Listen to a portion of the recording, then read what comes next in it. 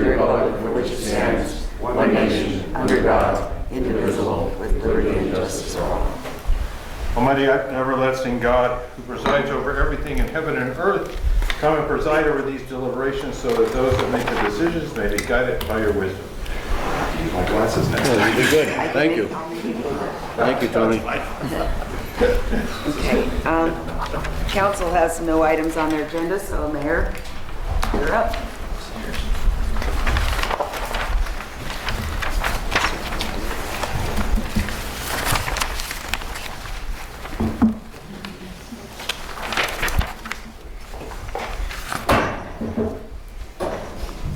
Good evening, everyone.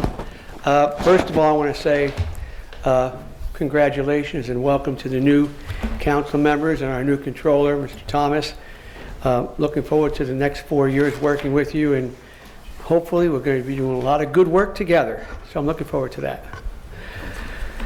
All right.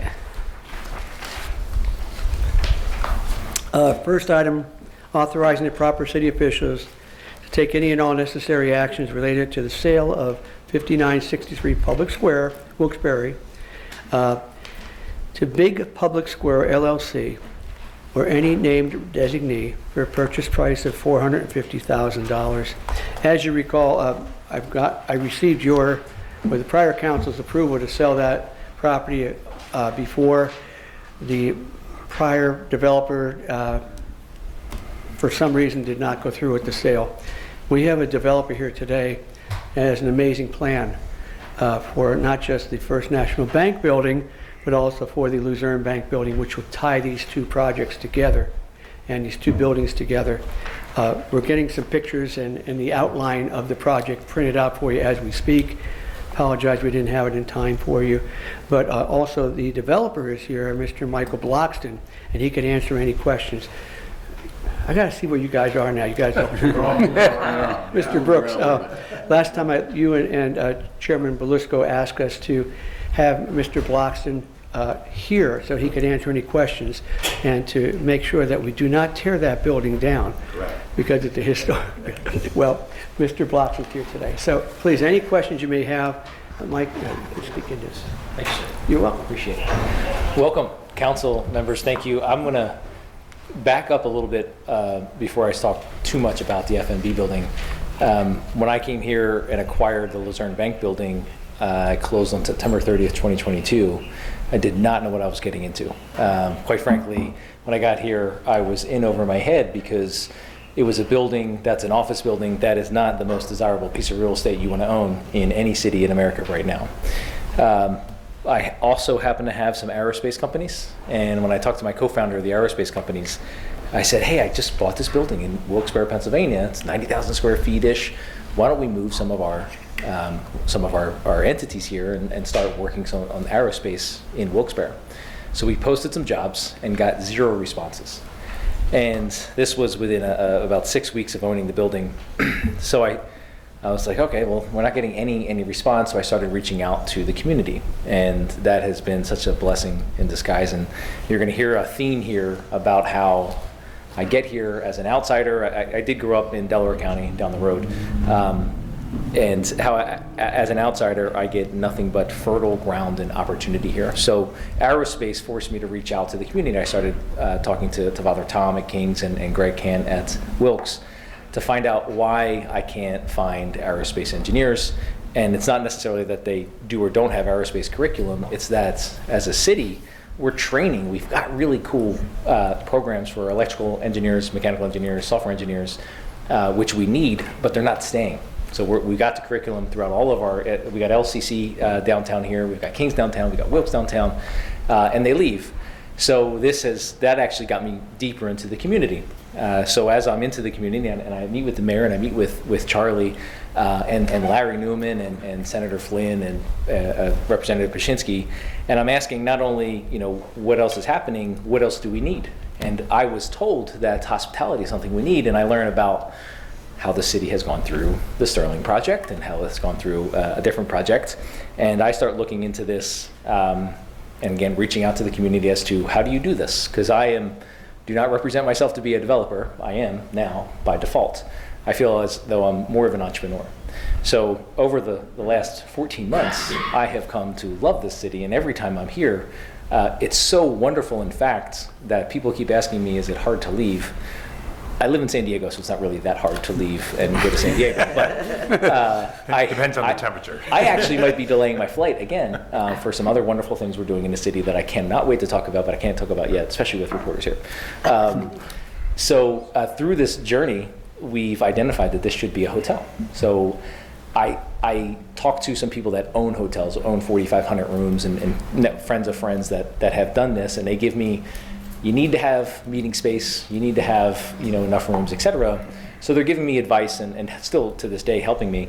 And I was fortunate enough to get connected to a friend of the community here, Don Webster, who runs TechBridge. And most of the people on most of the heads of the universities and colleges are on his board. And Don holds a conference in August that he asked me to speak at about my aerospace stuff for the tech conference. And I go there, I end up meeting a Duryea native, Mike McHale, with PSA, who has 65 engineers. He hires engineers out of Wilkes and everything, and it turns out he has a really good real estate background. So from August until now, we have made tremendous progress. This is where it would be perfect if I was prepared for this meeting and gave you the presentation, but you're going to see the pictures in a second, so I can kind of talk through those. The bottom line up front for everybody here is city, state, and county revenue per year should be about 1.8 million.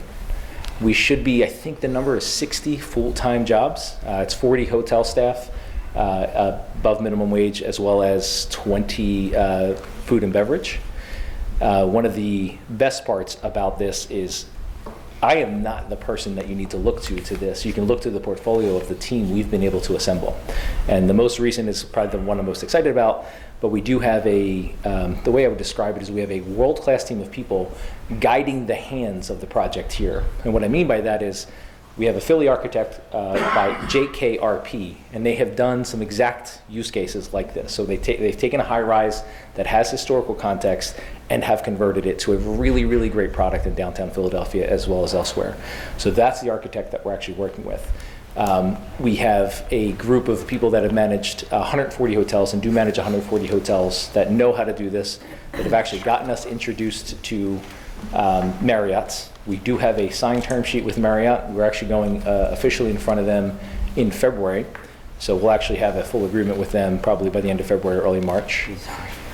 And you got the first page of that. So if you go to the third or fourth page there, you're going to see there's the agenda, and then you'll see the executive summary. But the page after that talks about some drivers. You guys are all familiar with why we need these things. The fourth page is where it shows the FTE, the tax revenues, et cetera, which I think is probably the most important thing. So everything I've just talked about, and I'll get back to the team in a second here, has nothing to do with the FNB building. And I actually met with, when the mayor and Charlie told me, hey, there's a guy buying your building. I said, I'd love to meet him, just like I'd love to meet Joel and Gus and Larry Newman and Sam Sila and everybody in the community. I met with them and we talked about what their plans were, and I said, oh great, cool, I'm putting up a hotel and you're gonna do some cool things, let's work together. And then I find out that it fell out of contract. And I found out just in having a conversation with the mayor, and I kid you not, I talked to my team and they're like, don't buy it. There's only one use for that thing, it's like a house, or tear it down. I'm like, guys, but it's really cool. And then when we walk in, everybody feels the same way. You walk in and it's amazing. And actually you're gonna see on this plan, we've actually already started to design and architect having that become a restaurant, and a really good restaurant. So I'll tie that back to the team in a second. So the F&B building is going to be restored, and we're actually looking to take that entire property, the F&B building, as well as my building, including the land I own behind it. So I own 30 some odd spots behind it. We're going to enclose all that. You're actually going to have the valet come up there. You're going to currently it's a fenced-in area filled with leaves and everything and cement. That'll end up being fire pit. That'll be the main entrance into the hotel.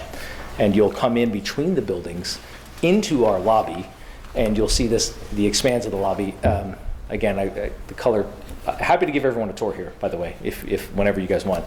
And if it's not me personally, it'll be my brother Matt, who's the property manager and actually lives in the building, to walk you through. And once you just walk in and step in, you'll feel it. So the F&B building is now going to serve during the day as meeting space, and in the evening we'll make it into a destination restaurant. And what I mean by that, as you flip through, you'll see the team. I just added, actually I don't even know if it got added because it just happened on Monday, is a company, a group called the Vibrant Development Group. Vibrant has led the development of the National Mall, where Gaylord Convention Center is down in DC. They've been a major part of the development for the Camden, the entire Camden waterfront. Most of the projects they work on are $3 or $4 billion, and somehow we have them to come here. And this is, again, is what I mean by world-class hands guiding the construction and MEP and the structural that's actually going to do the work. So Vibrant is coming in. They're working on our behalf to attract a destination type restaurant. It may or may not be an Iron Chef, but it'll be that type of caliber. And that's actually what our meeting at the county was about. We were not planning on acquiring this building. So the acquisition is favorable for us, and thank you to the city for that, to be able to take that, and as everybody I think here knows, to be able to take it from the beautiful, strong shell that it is into something that we can all dine in and enjoy is significantly more costly, and especially if we're going to go to the level of the destination restaurant that we want. But we do have the person on the team. We do have the group on the team that can go and attract that for us. So again, the team of people that we've put together in their portfolio is phenomenal. So we are absolutely not tearing that building down. That thing is epic. It'd be hard to, anyway. We are, it's more to the point, I have to sign another proposal because the proposal I signed with our historical group was for my building, to get that registered and go through the historic process. They are literally, I had to call this morning, they're like, oh, you're adding that building. So now they're sending me another proposal because it's a separate project. But we will be putting that on the historical registry and walking through the same process to keep and restore as much as we can. That building is pretty bare bones, but the layout is great. The only thing we want to do is punch the hole as effectively and efficiently as we can in the very, very front of the space. And there is a picture on there. There's a white box, if you look between the two buildings, that'll, when you walk into the lobby of my building, to the right will be a glass vestibule into that area to kind of keep them separate, but also contiguous. So I am excited, very excited to, again, come here. And I keep coming back, and it keeps getting better and better and better and better. Even the calls I had today with, again, the things I can't tell you about, but it's very much a citywide vision that we have. And for some reason, I just happen to be the guy that's delivering this message and pulling in the right partners at the right time. So happy to answer any questions that you have. And again, happy to give you a tour. Chairman Brooks, we've talked about getting you over there. We haven't gotten you over there yet, but we need to do that soon. Good, thank you. Questions, council? Yeah, I have one question, or two Sure. questions. Funding. Do you have funding in place and in your hand? Well, I mean, I already own the building, so that's one big step in the right direction. Okay. So I had to put my own millions to get the building already, and we've already engaged. So this is, to be clear about other projects, we already have our architect. We are already designing these things. This is not a, well, if you do this, maybe I can. No, we're going, and you'll start to see me and hear about me, and pretty much just want to get shit done. I don't know if I can say that on record or whatever that is, but I will have a term sheet from one bank, two banks tomorrow, actually, a term sheet for either one that I could go with that'll cover the entire project, let alone the money we've been putting in.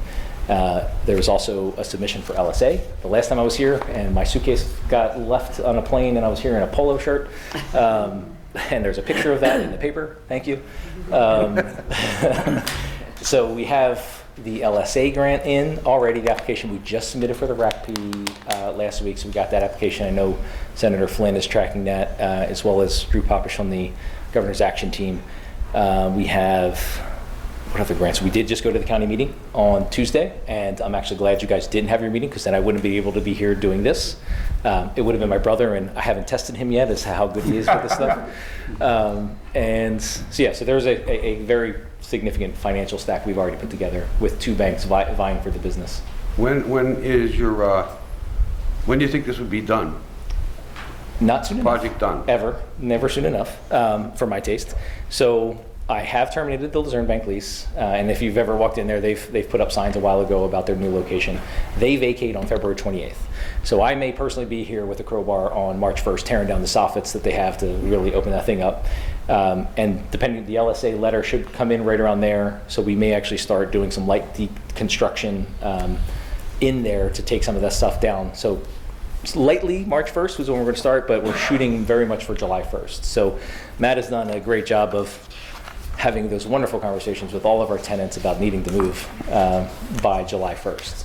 So we're working as a coalition with them to help them logistically get all these things done as well. So if we can start construction, real construction on the office floors 5 through 11 on July 1st, it should be a 9-month project, and that's never the case. So it's going to be a 12-month project or an 11-month project. So I'm hoping by June of 25, we should have at least a soft opening.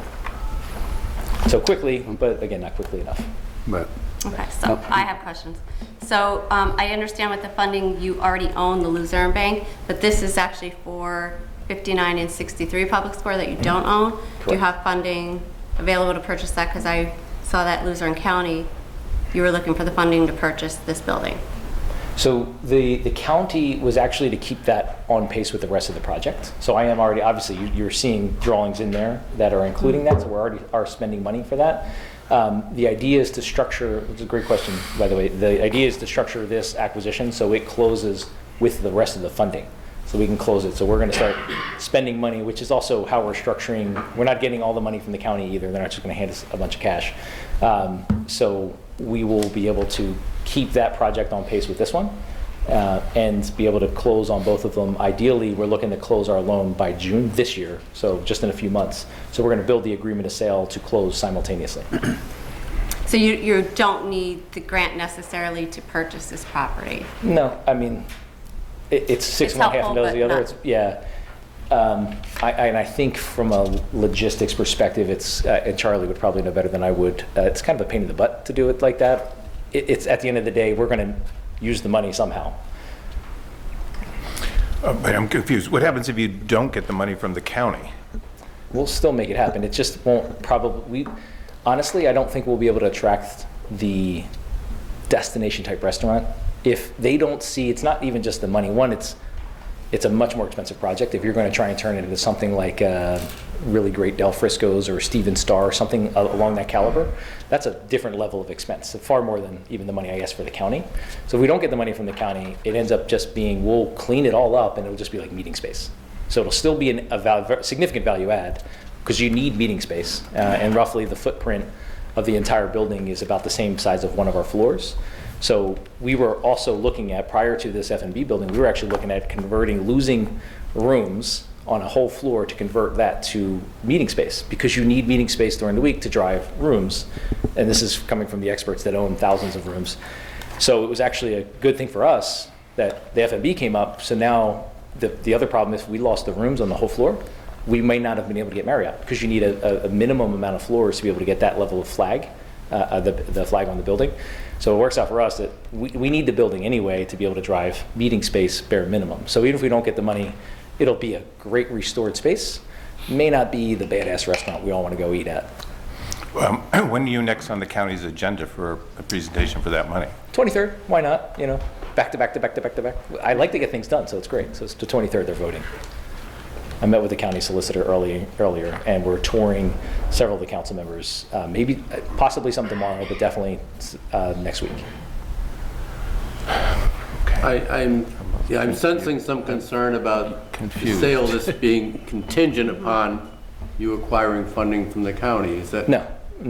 The funding. Obviously, what's before us right now is the sale of the property, allowing the sale to go forward. It's not so much the hotel, and the plans sound wonderful there. Yeah. But right in front of us right now is authorizing the sale of the bank building for the set amount that you've agreed to. Correct. But the concern I'm sensing from the council members and myself is that contingent upon No. what the county decides It or is not? not. It is Because definitively if not. we're going to authorize this, I think that we would all want this to move forward and not have it go through all the contingencies that have been alluded to. Well, with if the I'm funding. understanding Mike correctly, there's going to be nothing in the sales agreement that says this sale is contingent upon the group receiving the funding from the county. There's not going to be contingency in the sales agreement that says that. 100%. If you didn't get the funding from the county, you would still find a way to purchase the bank building, if I'm understanding you correctly. Yes, absolutely, 100%. And within what time period would that be? We want to close on that building, the FNB building, when our loan for the entire But you close hotel on the closes. funding for the project. And we're shooting for June. Okay, Oh, so, you're shooting for June. To close on our funding for the whole construction project. So what happens if you don't get that, just playing devil, what happens if you don't get any of that It financing? becomes a very long pain in the ass project, and I have Yeah. to figure out how to fund myself. But we do have two banks vying for it, and I had the CEO of one very, very big bank there today. So do we have something in our sales agreement that this is going to be done? And I'm asking because if there's other potential buyers, we don't want to hold up another property in the city for, 7, 8 months to a year, as other properties have been held. Yeah, I'm not So is there understanding your something quote, that in the goes sales well. agreement that says if he doesn't buy this by June 1st, that it's, Oh, yeah, there will be a date in the agreement by which time the sale is supposed to occur. Yeah. Sure, yeah, yeah. I mean, more or less, if you think about this acquisition, it's a finance contingency. And we've already,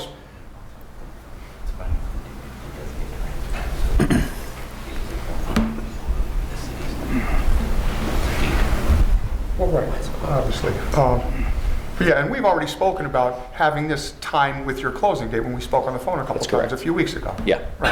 So that's the only, it's a very standard acquisition. Every single property I've ever bought had a finance contingency. Even when I could pay cash, I still put the finance contingency in if I need it, and it'll close in a reasonable amount of time. And I understand 6 or 7 months may seem like a lot, but we are moving very quickly as fast as we can.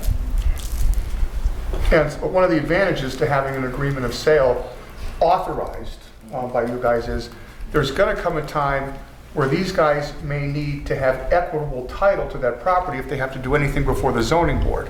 And an executed sales agreement would give them standing for zoning purposes. Without question. I'm already spending my own cash on this entire project, and I need to control the asset before I'm going to start spending even more significant money to do all the things that we're discussing. Similar to, again, a standard real estate contract. I'm not going to go pay for a title, survey, environmental, all those different things unless it's under contract as part of the due diligence. Can I just clarify something too? And correct me if I'm wrong, Mike.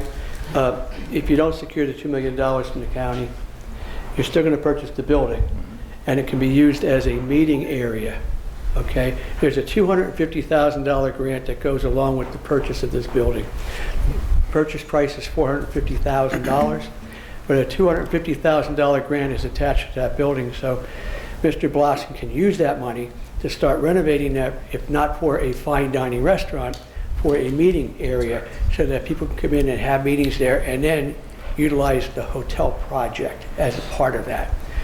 So what we're saying is, you want to buy this building whether you get the $2 million or not from the county, and it'll just be a different use of that property, but at least you're going to renovate the inside, make it a building that can be back on the tax rolls, folks, which is a big part of it, back on the tax rolls.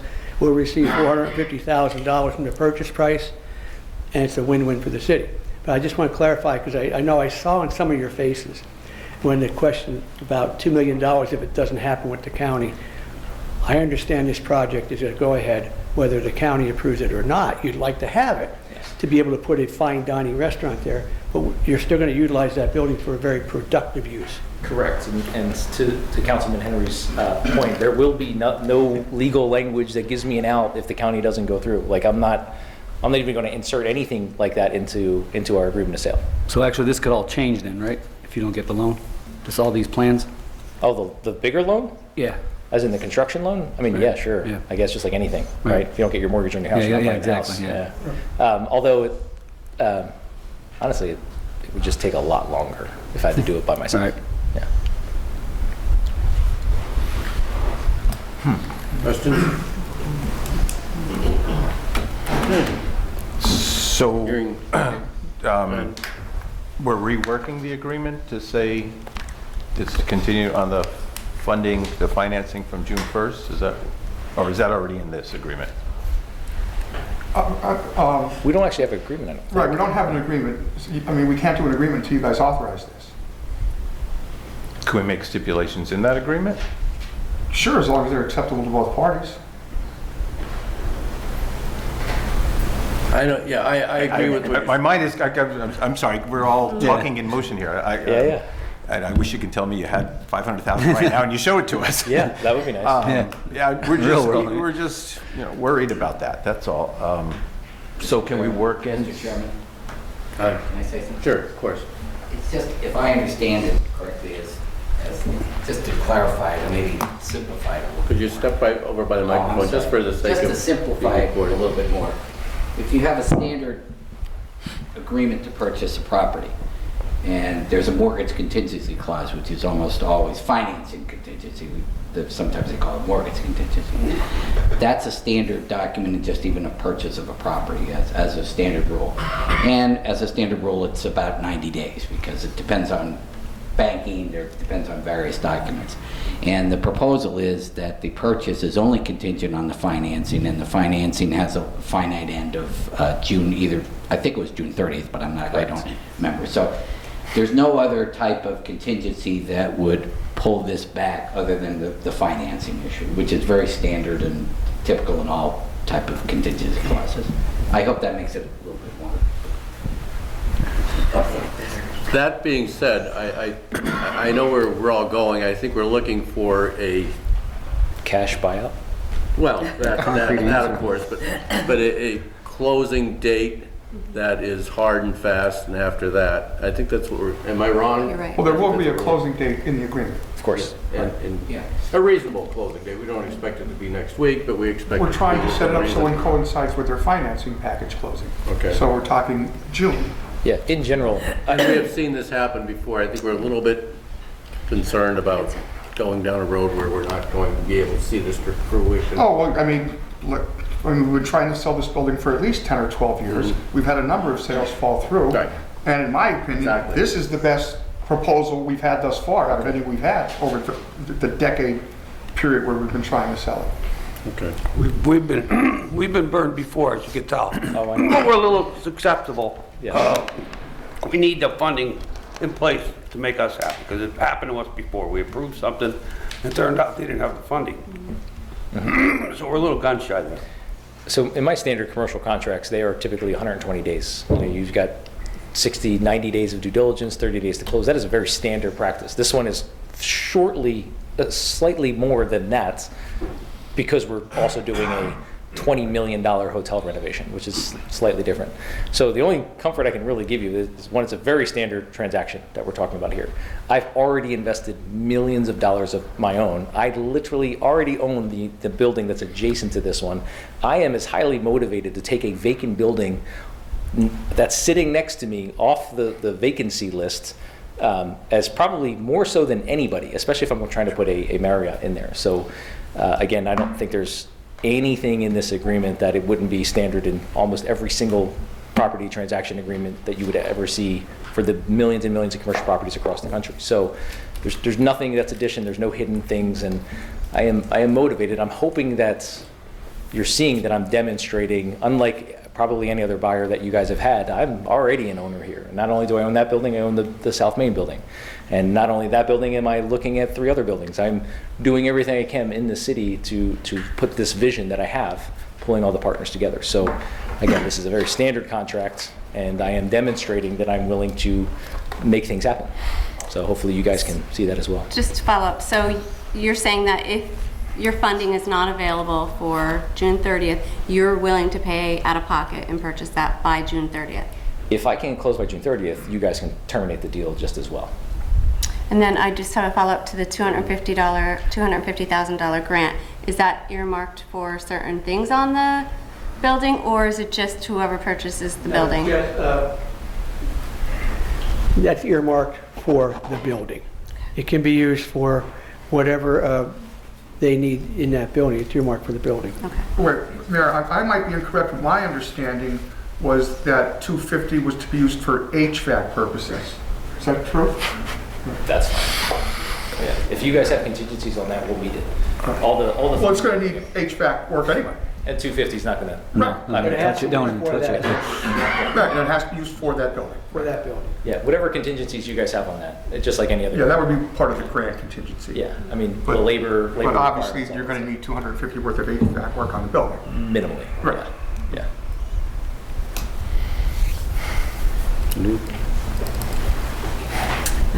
Everybody's okay? Okay. No. You're mulling it. I can Yeah, smell it over here. What other questions? I'm do you have? mulling, I'm mulling. Any further questions? Well, one thing I'm glad you said, you don't really need the county money, it would be gravy. So that frees that money up for other projects in the city. So That I'm would- glad to hear that. It would just change under, change this whole plan. Yeah. All right, so the agreement will say that he has to have the financing in place by June 1st. Otherwise, the building will come back to us, or? Well, it would never go anywhere. It won't go anywhere. Yeah. All right. So the only thing we're dealing with, if somebody else wanted this building in between, it kind of blocks that. The only thing we're dealing with is, if somebody else wanted this building in the interim, the building would be under contract, it would be unavailable. If for some reason, they're not able to get their financing package, then we're back to square one where we've been several times with this building. Right. And we're right back where we have been for 10, 12 years.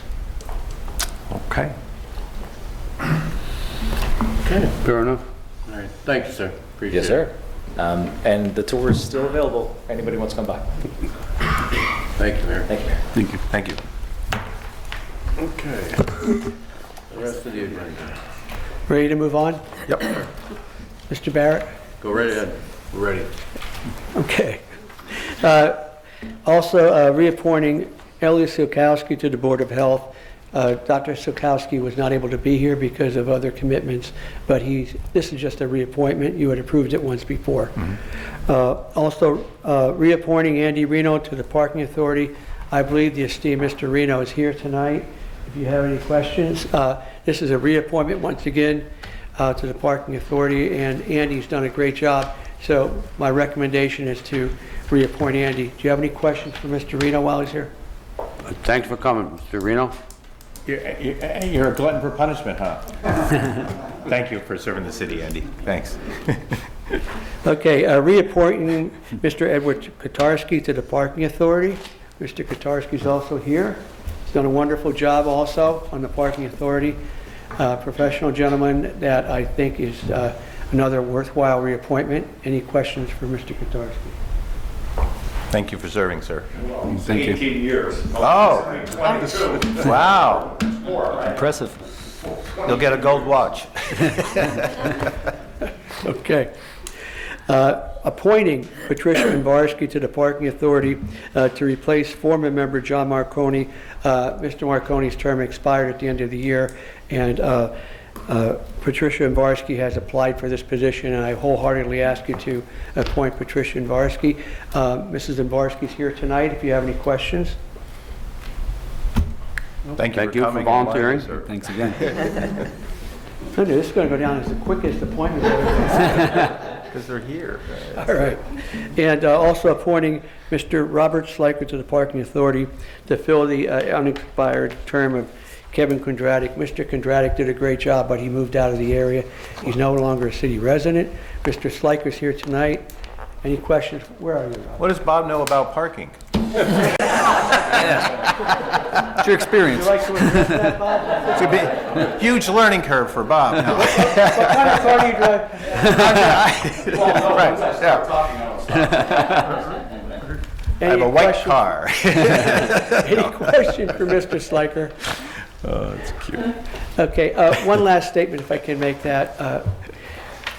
We are in the process of evaluating all the open boards, committees, authorities, and this is the first of many. I know Mr. Brooks echoes this every time we meet in public, and we have a lot of openings coming up, a lot of expired terms.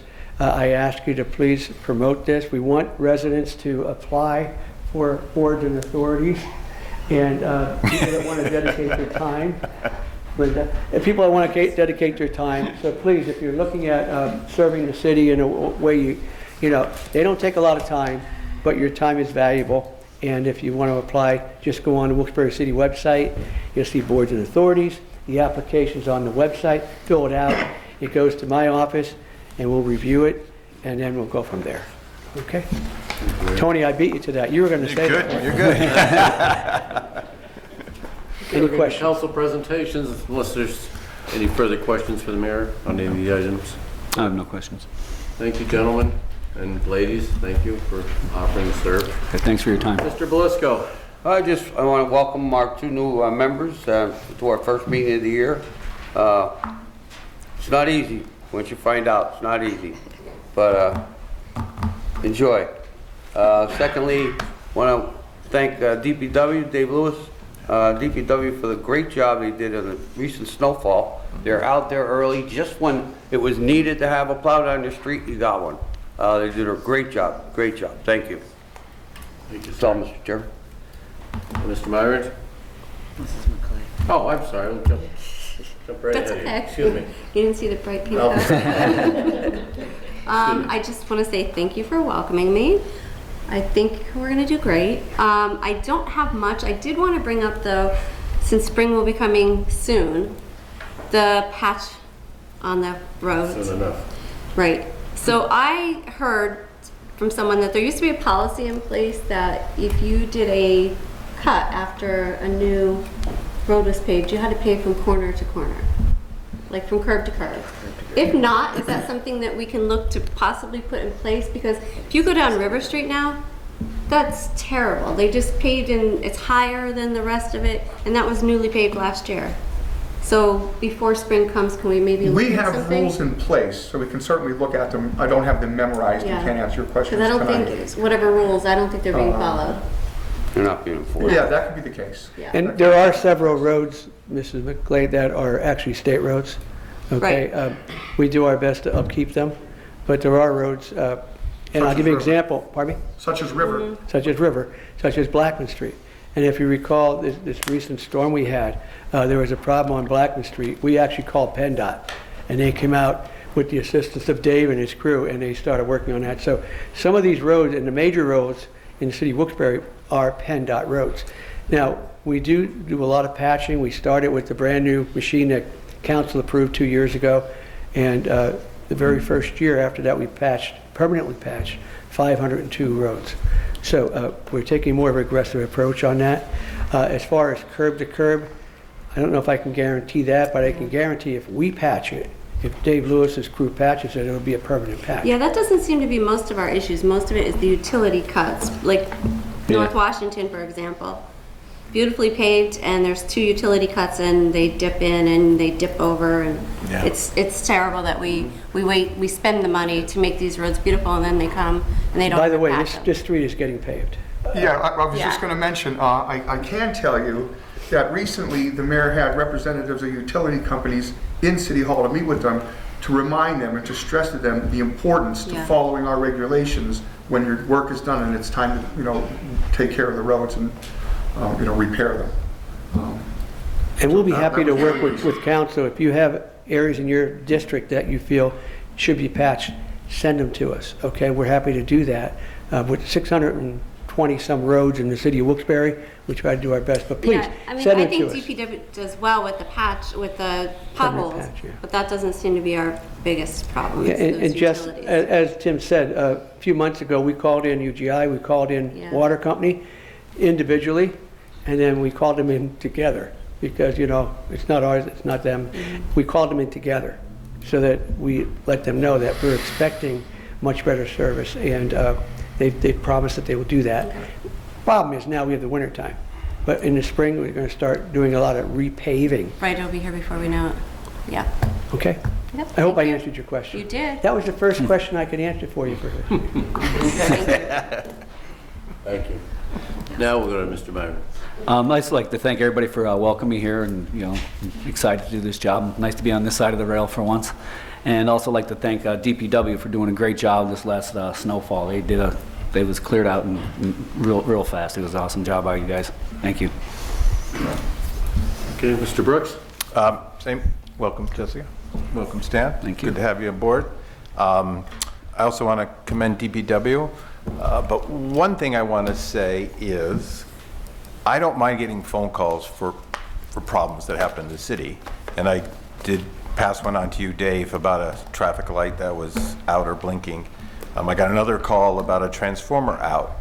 And I keep telling these people, please call 911. I'll take a phone call, but I could be in the hospital, I could be dead, and the phone I won't respond. So people need to really call the 911 where there's an emergency, like a traffic light out or a transformer blew up. But other than that, I mean, we had most of the city kept on power, right, and pretty good. So it wasn't as bad as we thought it was. If I could add to that, Tony, at the Yeah. recent Downtown Residents Association meeting, a couple of people brought to light a couple of things about the metal plates on the sidewalks. Yeah. They're being addressed. Okay. Okay. Mr. McCormick had people go down there, they looked at it, and we're committed to fix it. So would you tell those people they're being addressed? Okay. And we Yeah, we did look at it. Okay. Thank you. Also, I know this is not my meeting, it's your meeting, but we keep recognizing DPW, and they did a great job. I want to also recognize our police and fire departments with the recent snowstorm. I mean, we had a tree fire where electrical wires were catching the tree on fire. Our police department, our fire department were taking care of that. Wow. They finally put it out. Police department did a lot of help as far as helping with the control of the barricades and things like that, because we had to activate 3 of the 4 bridges with the closures. So DPW, police, fire worked hand in hand, and they did a great job, in my opinion. I've never gotten so many public responses back that were positive as I did this week since the storm. So I want to just thank you. Thank you. Mayor, the only thing I have, and before you run away, and it has to do with the storm, and a lot of residents on their tree lawns and trees out in front of their homes had branches knocked down. I see a lot of them around, and a lot of people took the time to put them on the tree lawn. Will we be able to pick those up or do anything with them when we're picking up the Christmas trees? Yeah, we started. So the branches that people are putting, okay. That was recognized today, and we just automatically went and did it because we knew we were going to get called and do it anyway, so we automatically started. All right, that's great, okay. So I saw a lot of them out there, and hopefully we don't have too many more storms like that, but that was a major component of that storm, and it knocked a lot of trees down. We have by the way, in Scout and Lee Park, there's a tree down there in the back of the park, and it's not bothering anything now, it can wait. And a couple in Parsons Park, I saw there's some branches down there as well, so, but that's something that we can deal with at a later time. Email me. I will, I always do. Thank you, sir. Yeah, by the way, Mr. Lewis was promoted to a new supervisory position, so he would be the go-to guy now, and congratulations. Congratulations. Thank you, thank you. Okay. Thank you, Mayor. Anything else from council? Okay, we'll adjourn the work session. Thank you. We got about 15 minutes. For a few minutes. Sure. 6 o'clock, we're back. 6? To the flag, United States of America, and to the republic for which it stands, one nation, under God, indivisible, with liberty and justice for all. for all. Almighty and everlasting God, who presides over all things in heaven and earth, come and preside over these deliberations so that those that make the decisions may be guided by your wisdom. Thank you, Tony. Roll call, please. Mr. Belishko? Here. Mrs. Clay? Here. Mr. Mirren? Here. Mr. Brooks? Here. Mr. Barrett? Here. Also in attendance is Mayor George Brown, Controller Tony Thomas, Administrator Charles McCormick, City Attorney Tim Henry, Assistant City Clerk Tracy Smith. Good evening. Welcome to tonight's regular session of council. Please turn off all cell phones. Following are examples of some important council rules. They are not intended to be a complete list. Please adhere as closely as possible to the 5-minute speaker presentation time limit. No persons are allowed to address the council from beyond the rail, except the speaker at the dais who has the floor. The chairperson shall preserve order and decorum and prevent attacks on personalities. The chairperson shall determine all points of order. No person except city officers or their representatives shall be permitted within the rail during any meeting without the express permission of council. Council kindly asks that the public please vacate the building within 10 minutes after the meeting adjourns. And finally, when members of the administration are speaking, please stand up and speak into the microphone. Good. Pending legislation. Anything on pending? We have several resolutions before us. Is there anyone here who wishes to comment on pending legislation? Mr. Troy? Come on up. Happy New Year, one and all. I just wanted to comment on the first item. Your name for the record? Sam Troy. I would urge council to deliberate a little bit more. I know that's probably not going to be the case. Before they go ahead and authorize the sale of this particular parcel. I mean, I'm not a real estate expert, but the way I understand most municipalities do it is they have some independent person, independent professional assessor or whatever from outside. Wilkes-Barre is unique in the fact that it has John Anstead, a full-time appraiser, and I for one, I think I mentioned this in the past, don't think his prices, the appraisals for the land, in most cases, I think they fall short. After looking at this building just superficially, I think that it should be worth a lot more. And also, from what I understand, no, I wasn't here for the work session, but from what I understand, the designee, which is the Bloxton, I don't know if I'm pronouncing that right, Bloxton Group or Bloxton Group, they already own the one bank, of course. I understand that the money, the funding for the his project, which is to renovate this building and put in some sort of high-end restaurant, is not in place. So, and we've had, the city has similar projects on hold because of that same reason. And to go ahead with this and grant him permission to buy this without the funding in place, I think is a mistake. And I hope that council will therefore at least put this on the back burner and table it, or at least, or vote to not do it, at least at this point, until the funding is in place. As I said, I think the experience that the city has had with this sort of thing, with going ahead with projects and real estate deals where the funding is not in place, has come back to haunt them. And I think that to get back on track and try to develop the public square the way it should be developed, we should go about and make sure and deliberate, make sure that we do have, that the person, that the party that does want to involve a purchase of property should have funding in place. And as I said, I think there should be another party to perhaps contribute to determine whether or not that price is fair. And I don't think it's, I think, as I said, that Mr. Anstead has underfunded, has underappraised properties in the past, and I think this is probably another case of that. And thank you for your time. You would care to address that? Well, I would just say that, Sam, anytime there's an agreement of sale to buy a property, whether it's a residence or a larger commercial property like this one, there's always going to be a finance contingency in the agreement. 99% of the time that language is in there. And if you were at the work session, you would have heard Mr. Bloxton give his presentation, and he already assured council earlier that he's not making this contingent upon the funding he's requesting from Luzerne County. He would purchase it anyway, even if that falls through. However, like any other agreement of sale, there will be a financing contingency in the agreement of sale. So you're saying this has been done in the past? It's extremely common in agreements of sale. If you were going to buy a house, there would be a mortgage contingency clause in the agreement saying that it would go through if you got a mortgage to buy the property. And if you couldn't get the mortgage, you would be able to back out of the agreement. Fact of the matter is the city will retain ownership of this property until such time as they are paid for it. We're not giving it away tonight and waiting for the money to come. We will retain ownership of it until such time as the sales. This is a very typical transaction.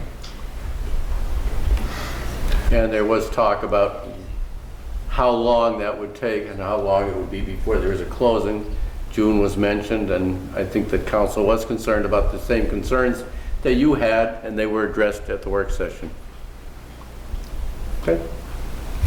All right. Anybody else on pending? You're the only one, so nobody else. Pending legislation, nothing?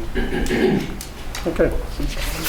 So we're going to take the resolutions and the minutes as a consent agenda.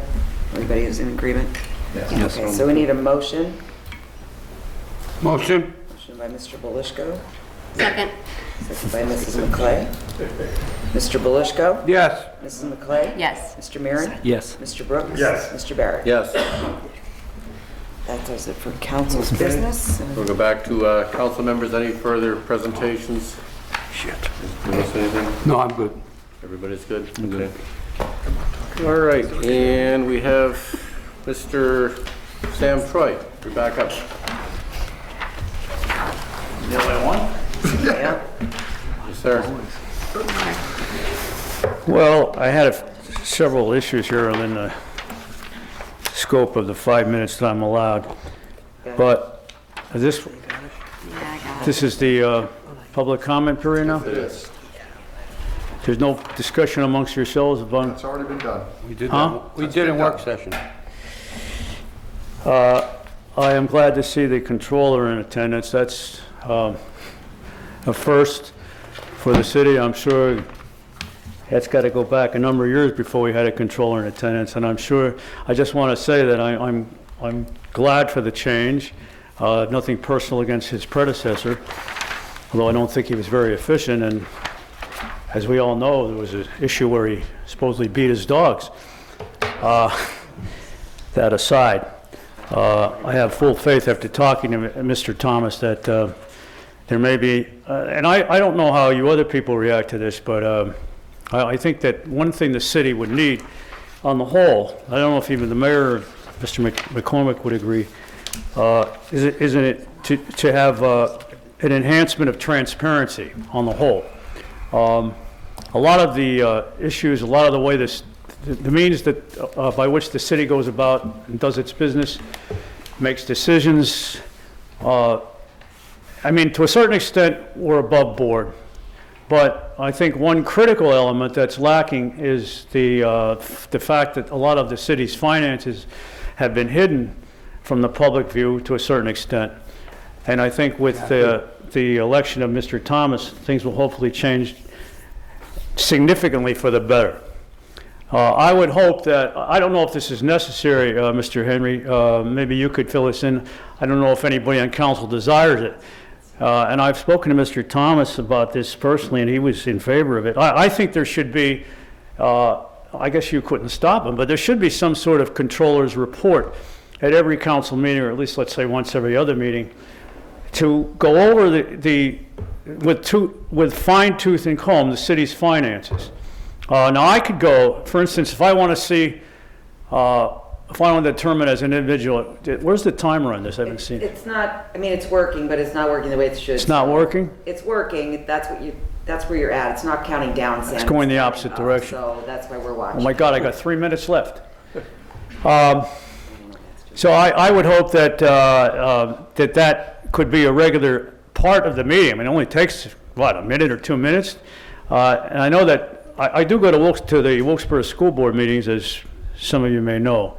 And I try to hold them accountable as I try to hold you people accountable. And to a certain extent, I'm, I guess, successful to a point. But at least they have, well, they call him a business manager, which to a certain extent parallels the duties, as far as I know, the responsibilities of a controller. And every meeting, that person not only reads and gives, this is one of the few redeeming qualities of a school board, the way they conduct business, because a lot of what they have done in the past 5 years or so at the new building, I disagree with, the consolidation plan. But they do have a business manager who reads off the city's finances and determine what amounts of money is in each account and so forth. And I think that's a great thing to make that transparent, to make that public. At least you get an idea what and then they also have a list of all the bills that are paid in the past 30 days. So I could probably get that as a, as a member of the public in a right to know request, but I don't know, that's difficult. I mean, if I want to know, for instance, how much money is in the ARP account, I have to call Mr. McCormick and hope he'll provide me with the information. Sometimes he doesn't even know exactly what's in there. Getting to the ARP account, getting to a couple more important matters or just as important matters. So I'm hoping that council would agree with that point. I don't know if a resolution has to be passed, let's say for him to, assuming he'll attend every meeting, to have him give a controller's report of the city's finances. I think that's an important thing. But getting to a couple of other points, I would like to know, if possible, when my time is up here, that from each and individual, as many people who would offer, the 5 of you, especially the new people, what's your vision of the city? I was just talking to Linda over here and telling her, I was recently in downtown Pittston, had an appointment up there. I hadn't been there in a long time, and I couldn't believe, I was bowled over by how much of a renaissance and revival that downtown has made. I think it might behoove us, Mayor, and you council people. I don't think, from when I look around here, and I compare it to a small place like Pittston, I don't think we're on the right track. I think it wouldn't hurt. I think it would behoove us, that's a good word, right, Mayor? Behoove?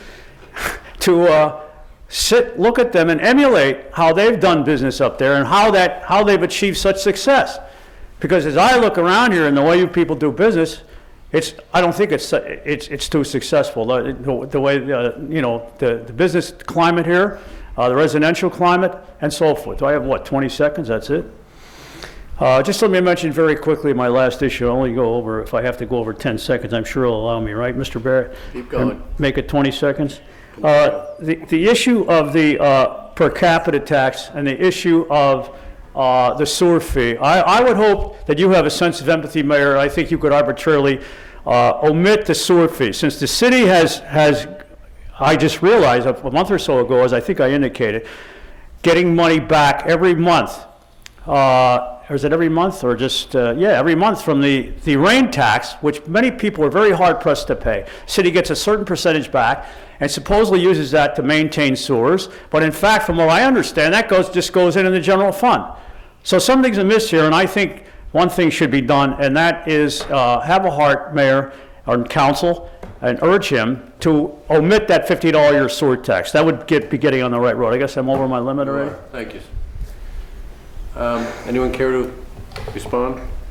I didn't finish my thought on the... Yeah, I know the mayor works very closely, and I'm speaking for you, and I shouldn't, but you know you work with the other mayors, including Mayor Lombardo of Pittston, and they have done a nice job there, but they do work together, and go right in, Mayor. What is the story with Pittston, Mayor? Sam, can you hear me okay? I can hear you fine now. All right, good. Sam, the city of Wilkes-Barre, the last 2 years have had amazing growth. Permit fees, earned income tax. We surpassed our earned income tax projection by $1 million this past year. We've had records in permit fees. We've had records in transfer fees. The city is on its way to really coming back after the COVID situation. You may not be aware of it. You may not see it. But it's not fair to compare Pittston with a population of 10,000 people. It's not fair, did you say? I'm sorry. Excuse me, I'm talking now. No, I know, but I couldn't hear you. Bill, would you please remind him it's my turn? What I'm saying is you can't compare Pittston with the city of 10,000 population. The city of Wilkes-Barre with 55,000, okay? We have 620 plus streets in the city of Wilkes-Barre. We have an amazing growth going on in this city. People like Mr. Bloxton and Mr. Friedman and other people that are investing in this city are doing an amazing job, and we see it in the revenue that's being created. So for the 5th budget that we promoted to this council that's approved, you've not had a tax increase. That shows something, okay? No tax increase in 5 years. A lot of cities can't say that. A lot of cities surrounding us can't say that. This city's coming alive, and we have wonderful investors coming in here. Mr. Bloxton's from California. He sees the value here. He's here from California because he said, Mayor, I see what's happening here. I want to be part of it. I want to be part of that growth. What you may see is different from what most people see, okay? And I know every time you come here, it's something negative, Sam. Look at the positives. Look at the positives in this city rather than the negatives that you come up with every week. It's your prerogative to do that. As a citizen, you can say whatever you want in this meeting, unless Mr. Barrett gavels you. But what I'm saying is, I see it differently. A lot of residents see it differently, and that was shown just recently. So, once again, a lot of positives are happening. Thank you, Mayor. Thank you, Mr. Are there more Troy. positives that I have missed, Mayor? Thank you. Anything for council? We're okay? Okay, motion to adjourn? Motion. Thank you, sir. We are adjourned.